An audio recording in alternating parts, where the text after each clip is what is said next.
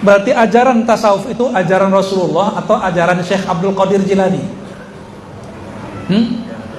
Ajaran Rasulullah, Syekh Abdul Qadir ikut Rasul. Syukur, jujur, itu ajaran Rasulullah atau ajaran Sidi Ahmad Tijani? Rasul? Ya. Zikir yang banyak itu ajaran Muhammad Saman, Muhammad Bahauddin Naqsyabandi atau ajaran Rasulullah? Bekerja dengan hati, sholat dengan hati, itu ajaran Ar-Razi atau ajaran Nabi Sallallahu Alaihi Wasallam. Kalau begitu bertasawuf mudah atau sulit? Benar? Yang kencang, mudah apa sulit?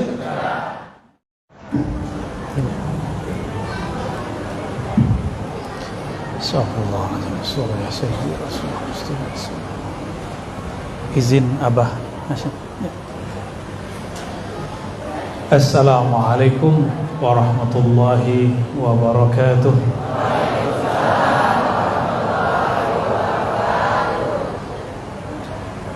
Alhamdulillahi wassalatu wassalamu ala rasulillahi wa ala alihi wa ashabihi ahlus safa wal wafa. Asyhadu an la ilaha illallah, asyhadu anna Muhammadan abduhu rasuluh. Allahumma salli wa sallim wa barik alaihi. Amma ba'du. Puji syukur kepada Allah, akhirnya kami sampai ke belakang Padang, Batam. Saya dari Padang, Pak. Di sini belakangnya. Tidak terbayang dulu sampai ke sini. Dan kemanapun pergi ketemu orang yang cinta Allah, cinta Rasulullah dan zuriat Rasulullah SAW. Maka salam takzim kami kepada ayahanda Abah Sayyid Hashim Al-Attas. Benar Abah? Beliau umur udah 72 Abah ya? 70? 76, mau masuk 77. Semoga kakek beliau baginda Nabi Muhammad SAW ridha dengan majelis ini. Kata Abah Lutfi, di mana ada majelis tempat, ada zuriatku di situ atau ada pewarisku di situ, ada pewaris Rasulullah maksudnya, insya Allah tempat itu diberkahi. Bukan karena beliau-beliau itu ngapa-ngapain enggak, tapi di darahnya ada keberkahan, darah baginda Nabi Muhammad SAW. Di Indonesia sekarang ini lagi dibentur-benturkan. Kita sedih melihat ada beberapa kiai yang mulai mengingkari nasab zuriat Nabi dari jalur Ba'alawi. Ya, semoga ada yang mengislah, ada yang mendamaikan mereka. Amin ya rabbal. Sebelumnya saya tertarik untuk ikut debat diskusi di situ, tapi sekarang menarik diri. Ya, tidak ada untungnya. Ini jebakan-jebakan emosi aja. Yang saya hormati Pak Camat ya, yang sangat gagah. Ya, di sampingnya juga Pak Lurah yang sangat megah. Dan yang lagi berbicara insya Allah sama lah. Pengurus masjid ini surprise sekali, ternyata di pulau saya kira sepi Pak, ramai ya. Tapi saya dari tadi mau dengar cakap Melayu, cuma pantunnya yang Melayu.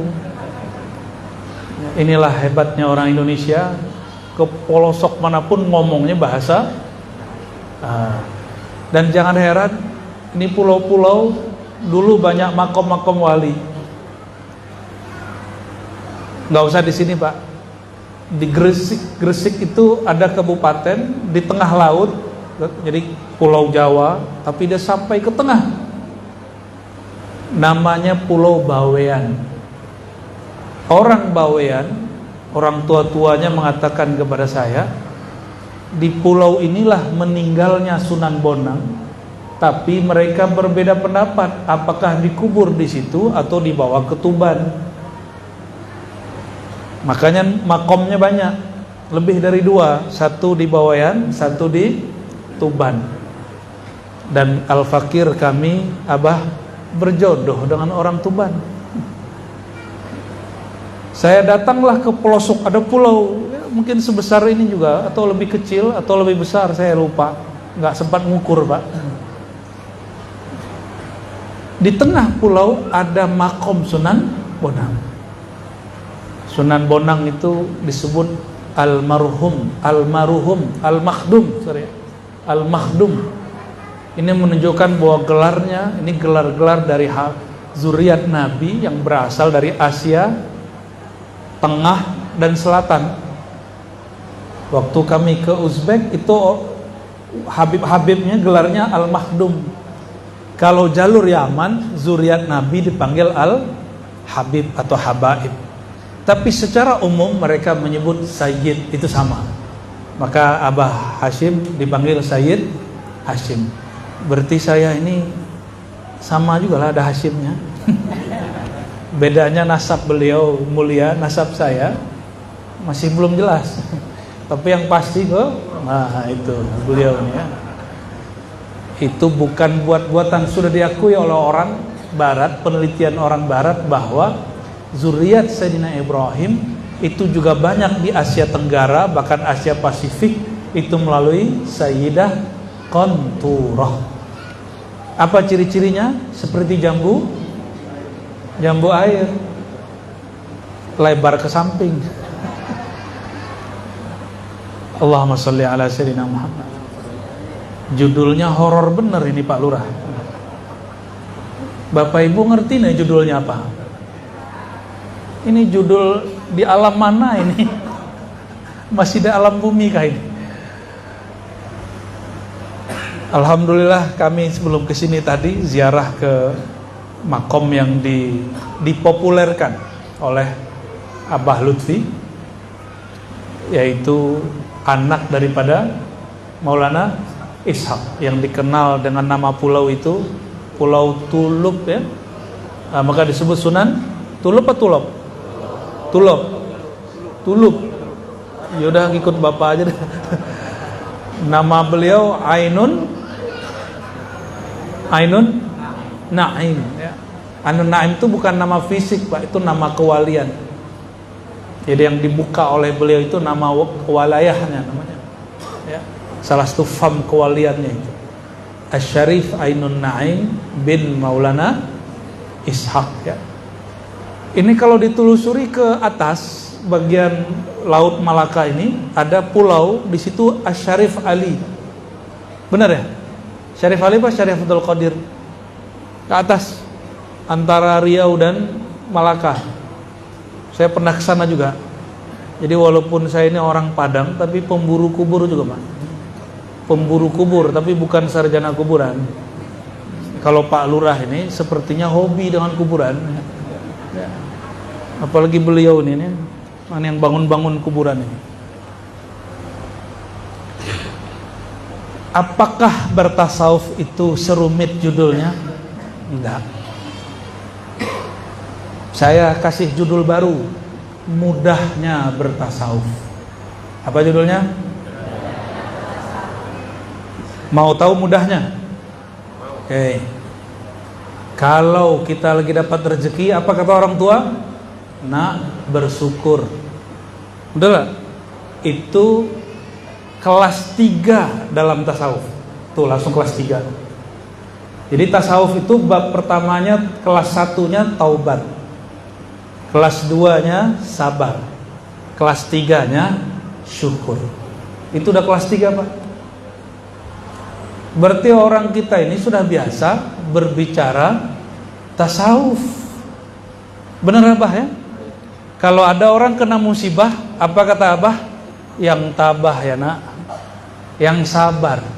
Sabar adakah di kitab fikih? Adakah di kitab akidah sabar? Enggak. Fikih tidak urus sabar, akidah tidak mengurus sabar. Yang mengurus bab sabar ahli tasawuf. Berarti tasawuf sudah sehari-hari kita katakan. Oke. Pak Camat, Pak Lurah, apa kata orang? Semoga mereka berdua jadi ahli istiqomah dan amanah. Benar enggak? Istiqomah amanah itu udah puncak daripada orang bertasawuf. Makanya 7 golongan yang dijamin nanti di akhirat, ketika tidak ada yang dilindungi kecuali lindungan Allah saat itu. Nomor pertamanya pemimpin yang adil. Pemimpin yang adil. Adil di situ pasti dia amanah, pasti dia istiqomah. Istiqomah pemimpin, dia disiplin. Istiqomahnya guru, dia tulus pengajar, walaupun kemudian dicaci, dimaki, ditinggal. Kalau Pak Lurah tadi lain lagi babnya. Saya rapat dengan Pak RT ditinggal. Pak RT-nya berani kali ya. Ternyata urusan hisab menghisab. Akhirnya Pak Lurah ikut pun supaya Pak RT Pak RW gak keluar. Kalau di sini kayaknya masih aman, Pak. Tapi di masjid ya nggak usah lah ya. Di luar masjid. Di luar masjid boleh. Mudahnya bertasawuf. Apalagi kalau di sini ada pasar dah? Ada. Apa kata orang kepada pedagang? Kata orang tua kita dulu, kau kalau berdagang yang jujur. Apakah ini orang tua kita dulu atau si pedagang baca kitab tasawuf? Kan enggak.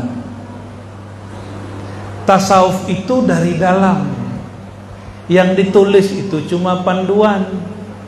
Sebenar hakikat tasawuf ada di dalam sini. Baru menikah sayang-sayangan, kalau udah sebulan emosi. Apa kata mertua? Yang sabar nak, jangan emosi, jangan marah-marah. Jangan marah-marah. Itu salah satu bab dalam tasawuf, cabang dari sabar. Imam Ghazali taruh itu di kitab dia jilid ketiga. Bayangkan Bapak Ibu, jilid 1, 2 belum bahas. Jilid ketiga ada satu bab, satu pembagian namanya muhlikat, penghancur, membuat orang sengsara dunia akhirat.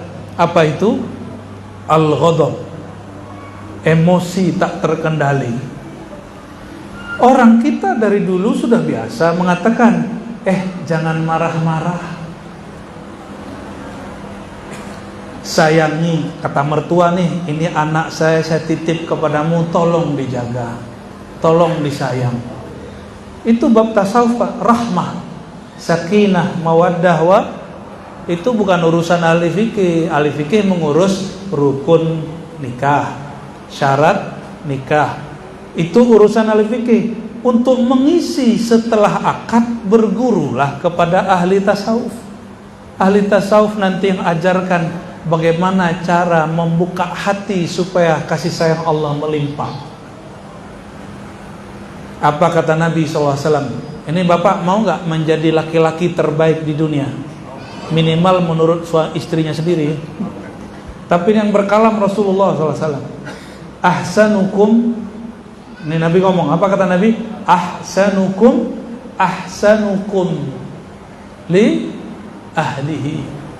Orang paling baik di antara kamu, orang yang paling baik kepada pasangannya. Itu disebut dengan ihsan. Ihsan itu salah satu judul besar dalam tasawuf. Disebut akhlak mahmudah, berakhlak yang baik, husnul ashirah. Berarti bertasawuf mungkinkah dipisahkan dari kita? Mungkin gak? Gak mungkin. Gak mungkin dipisah. Lalu kalau begitu saya mau tanya, jika demikian adanya, apakah sulit belajar tasawuf? Enggak. Lalu kenapa ada orang bilang belajar tasawuf itu rumit? Karena dia tidak mengenal jalan menuju Allah. Padahal orang tarekat loh Pak. Padahal kiai. Kok ada kiai ngomong begitu, ustadz ngomong begitu? Ustadznya, kitab dia sudah berganti.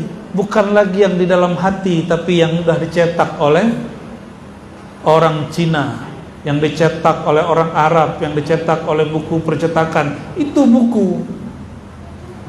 Akhirnya orang-orang hari ini sibuk mengikuti buku, tapi melupakan apa yang Nabi pesankan dulu. Istafti qalbak, wahai sahabatku, mintalah fatwa, tanyalah isi di dalam hatimu. Kita kalau lagi bimbang, apa kata Abah mungkin kepada murid-murid, kepada anak-anak cucu, kamu tanya hatimu, gitu kan? Ya, tanya hatimu, kamu pilih yang mana? Anak kita mau sekolah bingung mau masuk A atau masuk B. Kita bilang apa? Kamu tanya hatimu. Itu kalam ahli tasawuf, Bapak Ibu. Kalam ahli tasawuf. Gimana kira-kira? Berarti bertasawuf itu sudah makanan sehari-hari. Lalu apa yang rumit? Yang rumit itu bukan tasawuf, tapi ilmu yang mengurai tasawuf. Nama ilmunya ilmul haqaiq atau ilmu hakikat. Namanya ilmu, ya rumit. Mesti ada sekolahnya, mesti ada majelisnya. Tapi kalau hakikat, nah ini bedakan hakikat dengan ilmu hakikat lain. Ini ada yang melaut nggak Bapak Ibu? Melaut. Ilmu kelautan dengan melaut beda nggak? Ilmu perikanan dengan ikan beda nggak? Beda ya? Beda. Lebih praktis yang mana? Yang tidak ada kata ilmunya, nggak rumit. Bener nggak? Jadi kalau ada orang mengatakan, wah ilmu hakikat itu rumit, ya iya namanya ilmu, tapi si hakikatnya tidak rumit. Ilmu tasawuf sekarang itu Bapak Ibu sudah ada S1 tasawuf, S2 tasawuf, S3 tasawuf. Wajar kalau ilmu tasawuf rumit, tapi kalau tasawuf rumit gak? Yang saya ceritakan tadi rumit gak? Nah, kalau begitu tasawuf isinya apa? Tasawuf itu adalah rasa yang Allah tumbuhkan di dalam diri. Tadi kita mulai dari bab syukur, benar gak? Syukur, sabar, syukur. Apalagi tadi? Jujur, amanah, adil, istiqomah. Itu semua sudah ada di dalam diri. Oleh karena itu, kalau Bapak Ibu gak mau rumit belajar ilmu tasawuf, cukup amalkan tasawuf. Ya. Pusing gak? Enggak kan? Tapi kalau saya ngomong begini, pasti pusing. Siapa yang kenal diri, kenal Tuhannya. Siapakah diri engkau? Diri engkau terdiri dari 4 anasir. 1 dari tanah-tanah, dari api-api. Oh, pusing gak tuh? Itu ilmu hakikat yang merupakan cabang dari ilmu tasawuf. Awalnya dunia dimulai dari Nur Muhammad. Nur Muhammad ada dalam diri kita. Nah, itu pusing lagi tuh. Itu ilmu hakikat. Tapi kalau orang tanya, adakah Nur Muhammad dalam diri? Gampang Pak ceknya. Nabi Muhammad itu jika dibuka dirinya, mulai dari ujung rambut sampai ujung kakinya, isinya hanyalah rahmat, kasih sayang kepada alam. Mau cekkah ada Nur Muhammad dalam diri? Ini bukan ilmu Nur Muhammad, ini sedang cek aja. Bapak Ibu, tadi ada kucing, jalannya sudah sempoyongan. Melihat kucing jalan begitu, kasihan nggak? Mau ngasih nggak? Kalau cuma kasihan, itu Nur Muhammadnya masih tidur itu. Tapi kalau Bapak mau ngasih, itu Nur Muhammadnya sudah bangun. Gampang tuh. Ada orang pengemis, minta-minta. Hati kita bergejolak. Kata yang satu kasih, kata bagian yang lain gak usah kasih. Nah, itu Nur Muhammad itu. Yang mengatakan kasih, itu Nur Muhammad itu. Gampang toh kajian Nur Muhammad? Gampang, mudah. Semudah itu. Namun kalau ditanya apa hakikat alam semesta, baru kemudian jadi rumit. Dalam satu kalimat Syekh Muhammad Arsyad Al-Banjari yang dia nukil juga daripada Syekh Abdul Qadir Jilani, sebuah kalam hakikat dari Nabi Muhammad, tapi bukan hadis Nabi. Alam itu dariku, Nur Muhammad, sedang aku nurku dari Allah Subhanahu wa ta'ala. Angguk-angguk tuh berarti gak sulit kan? Gak sulit kan? Berarti orang belakang Padang ini sudah biasa kajian Nur Muhammad. Saya lihat judul-judulnya lumayan. Al-Waqi'ah, Ratibul Atas, One Day, One Juz, Z 3. Ada kitab Safinatun Najah, udah oke. Tinggal tambahin kitab tasawufnya satu ya.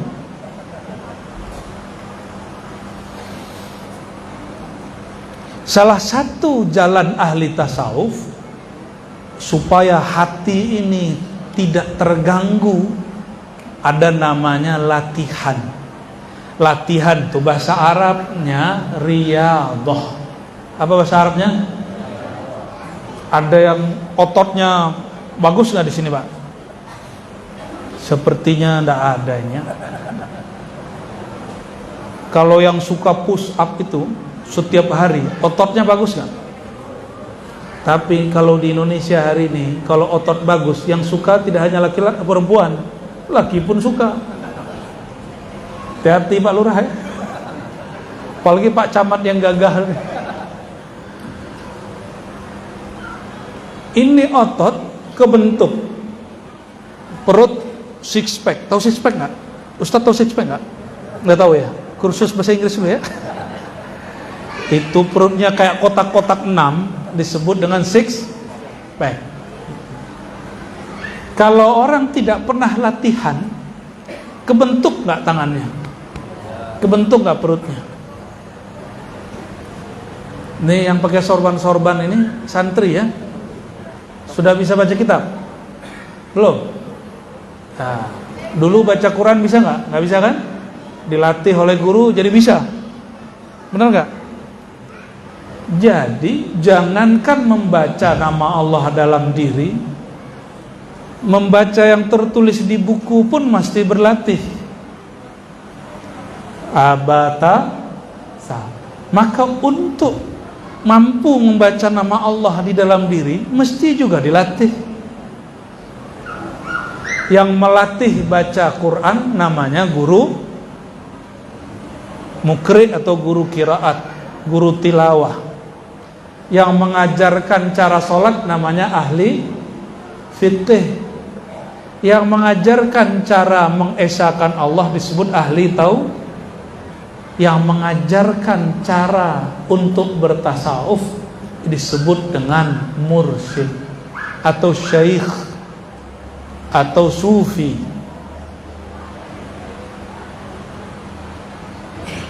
Ilmunya, tapi kalau prakteknya kita boleh lakukan semua. Sayang sekali kok ada ahli tasawuf, ahli tarekat ngejek ahli fikih. Begitu juga ahli fikih bilang gak usah belajar tasawuf, sudah cukup dengan ilmu saya. Itu juga kita kasihan, karena di fikih tidak diajarkan sabar. Benar nggak? Ada nggak? Ada nggak satu bab di fikih itu sabar? Nggak ada. Kecuali fikih sudah digabung dengan tasawuf. Jadi wajar kalau guru-guru fikih, guru-guru tilawah ini suka marah-marah ya. Bener ya? Marah aja ya. Wajar, karena dia bukan guru tasawuf. Di tempat saya dulu ada ahli zikir hebatnya bukan main, makomnya sudah tinggi, tapi oleh guru tua kami tidak diangkat jadi mursyid pengganti. Kata beliau, ini muridku bidangnya lain, karena dia pemarah, saya kasih tugas yang lain. Coba kalau guru pemarah, seperti ibu-ibu suka marah sama anak. Ibu kalau marah sama anak ngomongnya gimana? Matilah kau. Ya, ya, benar nggak? Oh, kalau marah lagi, nggak jadi deh.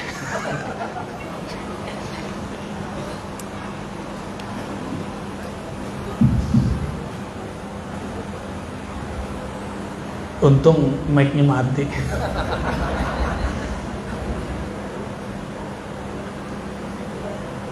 Jadi yang lucu nih, ibu-ibu marah, dia ngomong apa? Siapa bapak kau? Si anaknya jawab, suaminya emak. Allahumma sholli ala sayyidina. Yang jeleknya nggak dikeluar Pak, yang begitu aja keluarnya. Karena bertasawuf itu mudah, ya.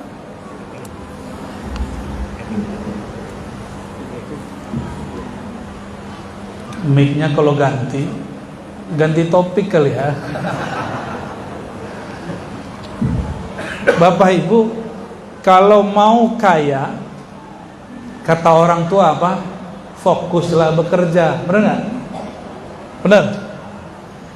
Itu kaya dompet, rumahnya bagus, kendaraannya cukup, tabungannya lengkap. Tapi kalau mau hati kaya gimana? Mungkinkah orang kaya dia hari ini bekerja, sebulan lagi nggak bekerja, mungkin nggak?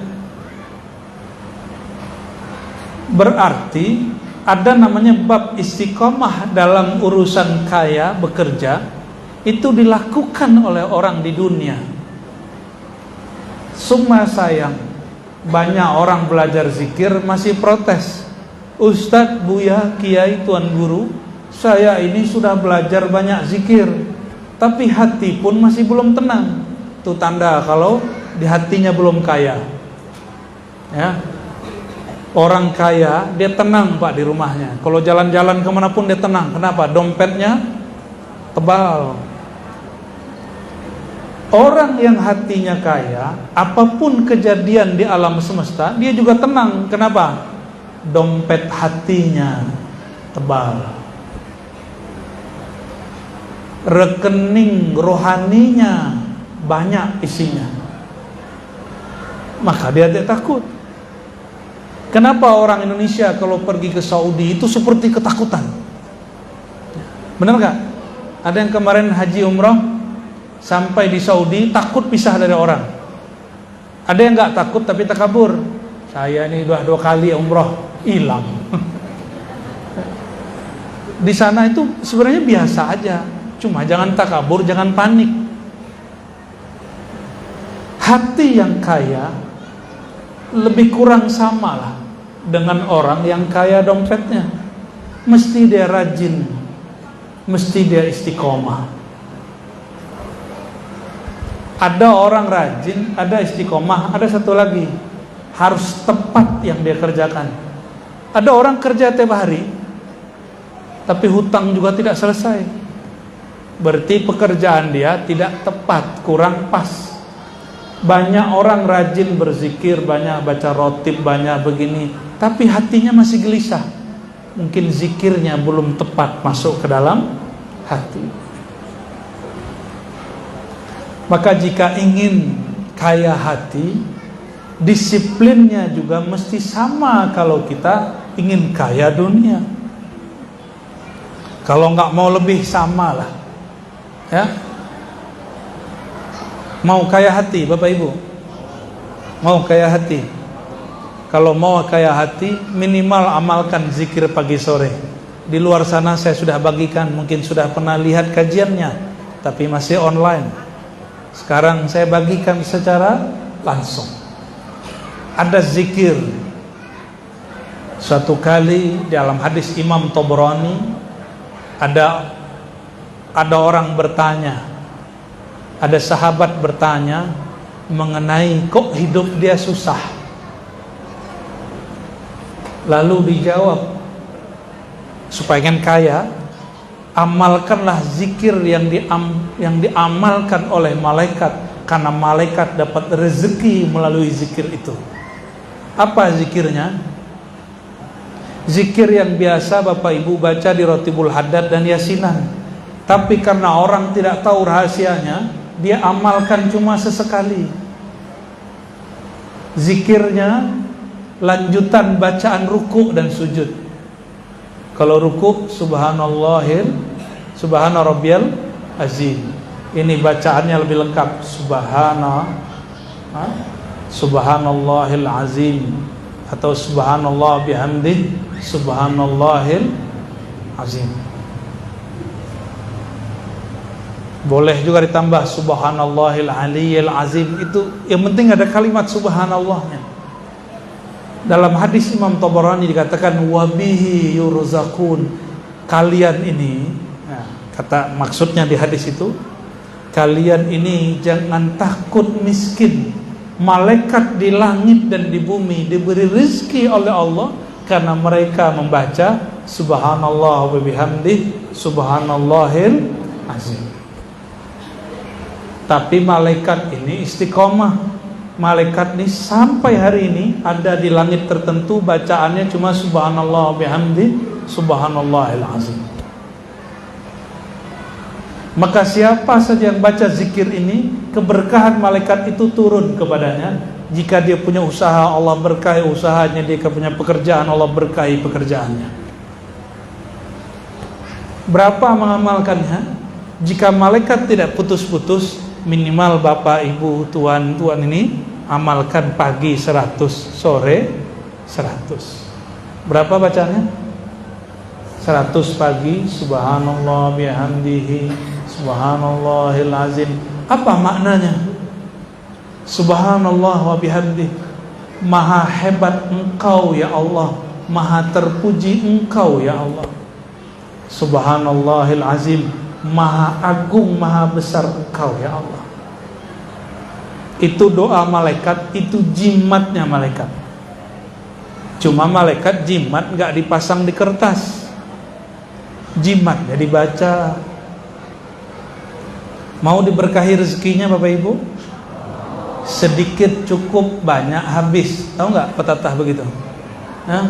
Sedikit cukup, banyak habis. Orang Melayu ngomong gitu ya. Sama lah. Sedikit cukup, yang penting berkah, daripada banyak boros. Nabiullah Sulaiman karena merasa diberi kekayaan oleh Allah, sempat kemudian ngomong begini, ya Allah, izinkan aku memberi makan semua ikan yang ada di dunia. Maka dia panggil ikan. Sepertinya di sini nggak ada yang bisa manggil ikan, kan? Dipanggil ikan, Pak. Ikan bisa dipanggil. Dipanggil ikan, dikasih makan tiap hari. Sampai kemudian sudah beberapa hari Nabi Sulaiman kehabisan bahan makanan. Disitulah Nabi Sulaiman bertobat kepada Allah. Nabi Sulaiman tobatnya setelah sedekah. Kita nggak sedekah tobat. Jadi Nabi Sulaiman ada tobat sebelum beramal, ada tobat setelah beramal. Apa bedanya? Orang tobat sebelum beramal, dia tobat dari maksiat. Ada tobat setelah beramal, dia bertobat dari amalan solehnya. Ini ilmu Nabi Sulaiman. Ini ilmu tasawuf. Ilmu ini yang jarang dipakai orang hari ini. Kita istighfar sebelum sholat biasa. Ada istighfar setelah sholat. Kenapa ayo? Karena merasa kurang rasanya. Nah itu kayaknya nonton YouTube ini ya. Sholat zuhurnya tadi khusyuk nggak? Ini di mana-mana saya nanya orang begitu loh Pak. Khusyuk nggak tadi? Khusyuk apa kusut? Wallahu a'lam. Bahasa Arabnya maklum sekali. Di mana-mana, kemanapun saya berkunjung, hatta di negeri Arab, kita tanya orang, ente sholatnya khusyuk nggak? Dijawab,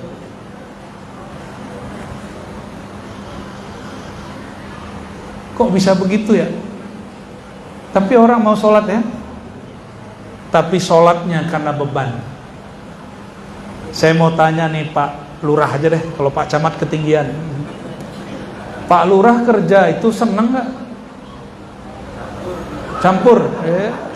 Ini curhat nih Pak Camat nih. Tapi buat acara gini seneng nggak? Kenapa senang Pak Lurah? Karena sesuai dengan isi hati. Paham maksudnya? Sholat itu kalau nggak sesuai dengan gerak hati pasti jadi beban. Waktu kecil kita sering diingetin orang tua, sholat nak, benar nggak? Nih wajah-wajah mantan merasa dibebani nih ya. Karena waktu kecil sering ditegur orang tua dan merasa dibebani, dia nggak mau merasa terbebani sendiri. Ketika punya anak, dia wariskan bebannya kepada anaknya. Kamu sholat. Akhirnya anak sholat karena terbebani, karena sungkan kepada ayah. Coba nanti ayahnya keluar kota, pergi ke Batam, nggak balik 2 hari, itu anak nggak sholat tuh Pak. Hore, nggak ada yang nyuruh sholat. Pasti begitu. Coba tanya nih stafnya Pak Camat nih, kalau Pak Camat lagi ada berapat ke seberang, itu stafnya senang semua Pak, hore.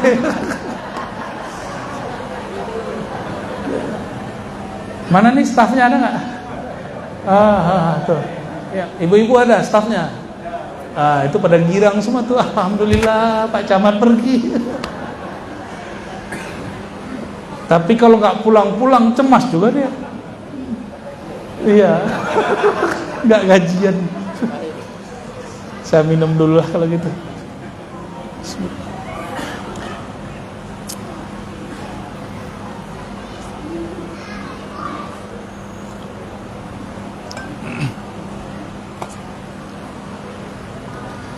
Maka kalau beramal tidak sejalan lisan dengan kolbu, pasti merasa terbebani. Itulah tasawuf. Mudah toh tasawuf? Mudah Pak. Bekerjalah dengan hati. Ini coba Bapak Ibu menikah dengan hati nggak? Atau terpaksa? Terpaksa kok jadi anak. Itu namanya menikmati.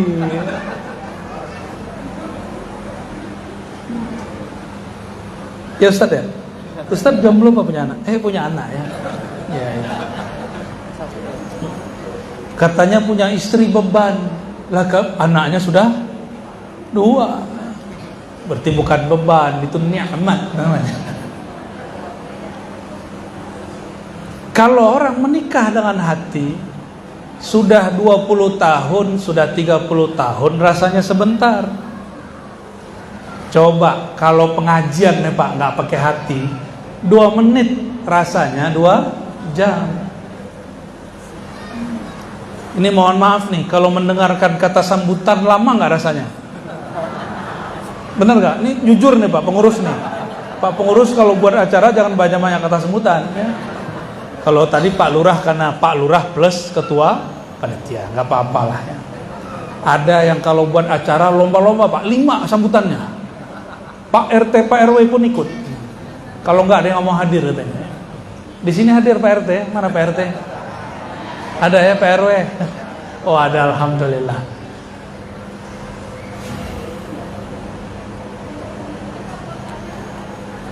Pernah sekolah kan pasti semua. Guru killer masuk, itu guru 1,5 jam di dalam kelas. Rasanya seperti hari mau kiamat. Lamanya bukan main. Betul ya? Tapi ada guru cantik, guru yang gagah, tampan, baik hati, tidak marah-marah, suka memberikan keringanan, suka menunjuki murid. Itu tahu-tahu sudah 1,5 jam, udah lebih bahkan 2 jam, muridnya, udah selesai, udah bunyi bel. Itu karena murid siswa belajar dengan hati. Saya kalau nulis Pak, saya suka nulis. Kalau nulis dengan hati, 10 halaman itu rasanya sebentar. Coba kalau disuruh orang nulis yang bukan bidang saya kesel gitu ya. Kalau nggak ada honornya nggak mau nulis itu. Benar. Akhirnya ada penawar, hatinya sebenarnya tidak sesuai dengan lisannya, cuma karena ada tetek bengeknya, mungkin dikasih duit, dikasih ini, dikasih itu, orang bertahan juga. Itulah nasib pegawai, nasib pekerja, nasib karyawan. Sebenarnya sudah nggak betah, tapi karena butuh, betah juga. Kerjanya terpaksa. Inilah nasib orang yang sholat tapi tidak dengan hati. Setiap hari ngeluh, sholat tapi ngeluh. Udah digaji, udah ditandatangani sama Pak Camat, masih ngeluh, Pak. Kerja lagi, tugas lagi, gaji nggak naik-naik. Ini kan pegawai. Ustadz ada ngomong gitu loh, Pak. Saya ini kan trainer Ustadz dulu udah lama. Saya mentraining Ustadz kemana-mana. Itu kalau lagi makan-makan ngomongnya apa? Kita ini BBM sudah naik, honor belum naik-naik. Ini curhat para Ustadz. Ya Allah, ya Allah. Akhirnya si Ustadz diundang mengajar itu setengah hati. Karena dia mengajar setengah hati, yang mendengar pun seperempat hati. Akhirnya semuanya hati. Lamanya pengajian, walaupun melucu tapi tidak menarik, walaupun dia berbicara kolbu tapi rasanya hambar. Nah, ini kalau sudah Ustadz tidak nyaman mengajar. Makanya Bapak Ibu, jika ada guru ngaji di sini, kasih dia senang hatinya, ya, senangkan, cukupkan kebutuhannya, biar dia nyaman mengajar. Ini untuk Ustadz di sini, kita ya. Ada yang ngajar, ada yang ngabdi di sini. Apa yang bisa kita bantu, kita bantu, supaya pikiran dia tidak bercabang. Masa lagi takbir Allahu Akbar, makan apa nanti ya Allah? Masjid ditinggal, siapalah jadi imam. Tapi kalau saya kemudian jadi imam, anak saya nggak makan. Jangan sampai imam kita mikir begitu.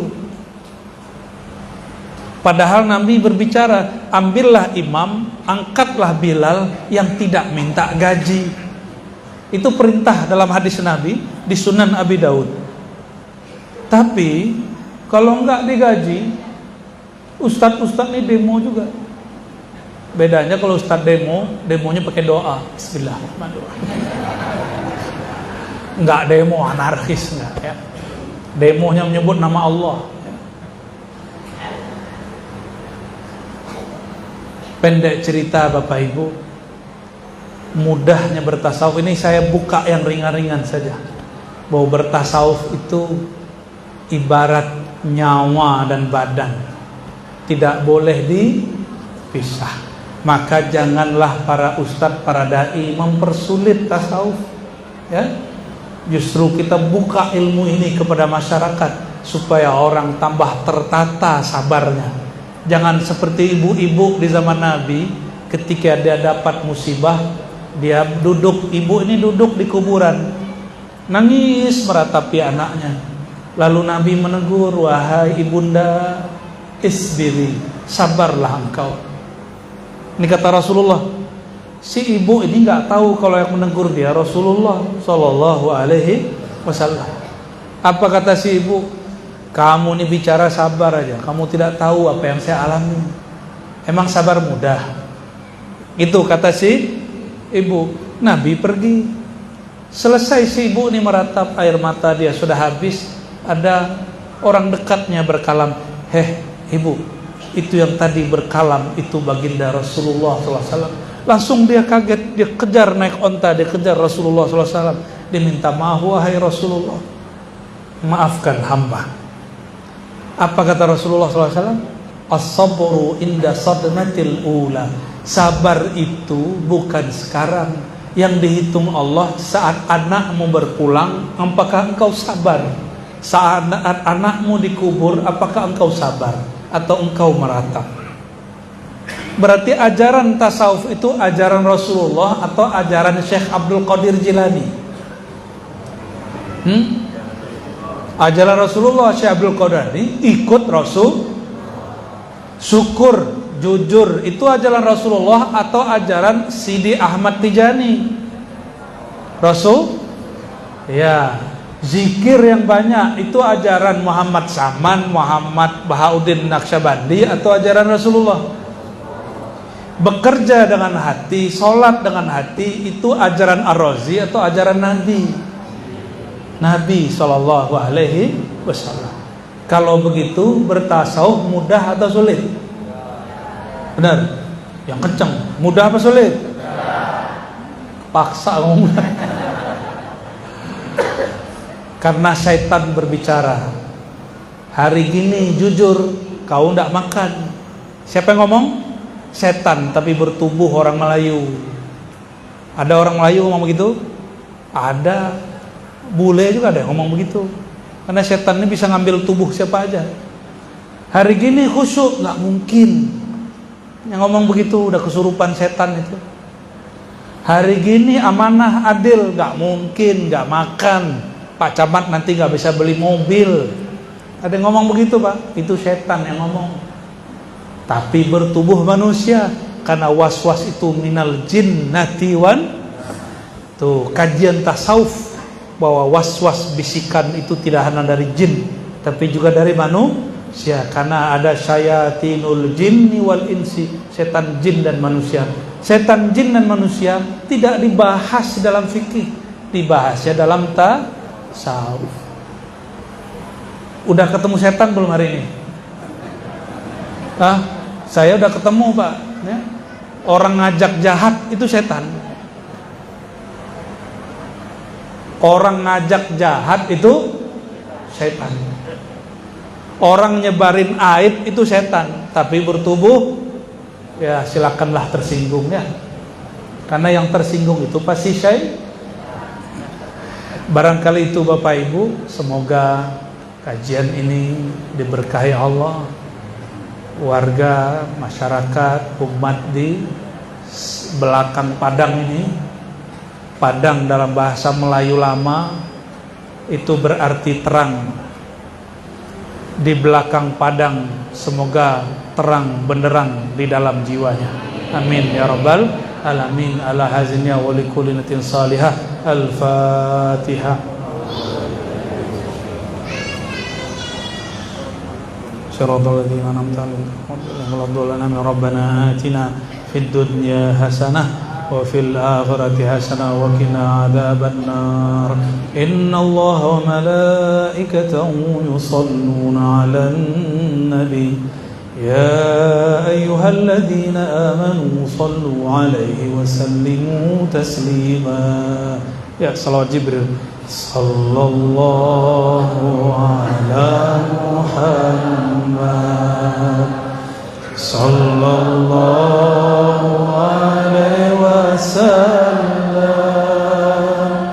صلى الله على محمد صلى الله عليه وسلم صلى الله على محمد